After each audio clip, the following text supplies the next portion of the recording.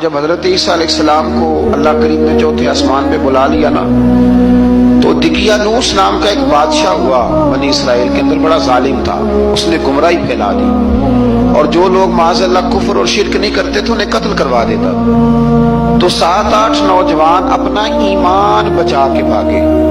او ہو اللہ، ساری دنیا مال بچا کے بھاگتی، وہ 7-8 نوجوان اپنا ایمان بچا کے بھاگے کہ یہ ہمیں کہیں کفر کی طرف نہ لوٹا دے۔ تو جا کے غار کے اندر چلے گئے تو ایک کتا بھی ان کے ساتھ ہو گیا۔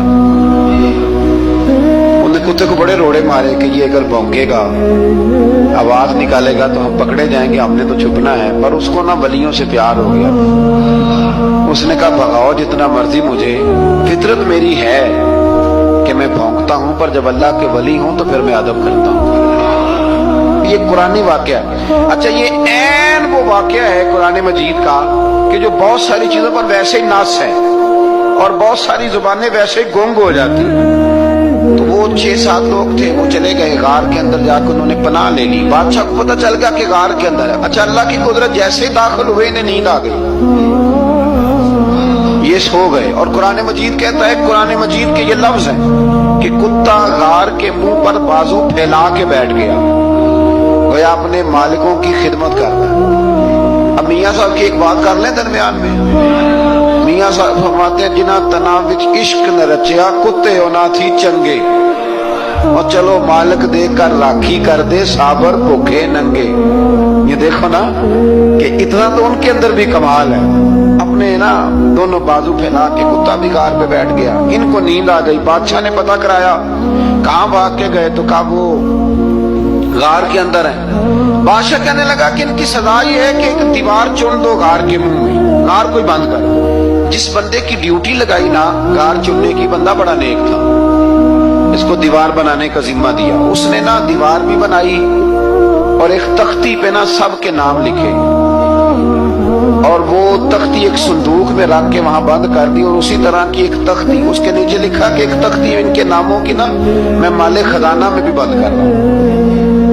اللہ تبارک و تعالیٰ کی قدرت کے بعد مفسرین نے لکھا ہے وہ 100 سال تک سوئے رہے، اور بعض نے لکھا ہے کہ 300 سال تک سوئے رہے۔ 300 سال کے بعد اس طرح ہوا کہ حکومتیں بدل گئیں۔ بیدروس نام کا ایک بادشاہ آ گیا، وہ بڑا نیک دل تھا، اس نے ہر طرف حضرت عیسیٰ علیہ السلام کی شریعت کا پھر سے نعرہ بلند کیا۔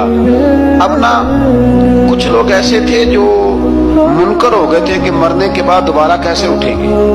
بادشاہ ایک دن اجرے میں گیا، جا کے دعا مانگی، یا اللہ کوئی ایسی بات دکھا جس سے لوگوں کا ایمان پکا ہو جائے۔ اس طرح کے بادشاہ ہوا کرتے تو رب کریم نے کہا میں نے تو پہلے یہ راز چھپا کے رکھا ہوا ہے، کھول دیتے ہیں۔ اس نے دعا مانگی، اور ادھر کیا معاملہ ہوا، ایک چرواہا بکریاں چرانے والا وہاں سے گزرا۔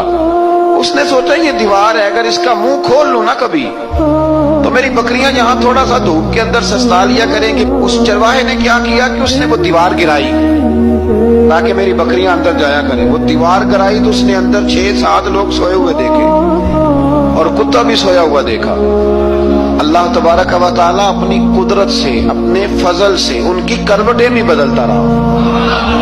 اپنی قدرت سے ایک طرف انسان پڑا رہے نا تو اعضاء گل جاتے ہیں، ان کی کروٹیں بھی بدلی جاتی، مناسب روشنی بھی دی جاتی، حرارت بھی۔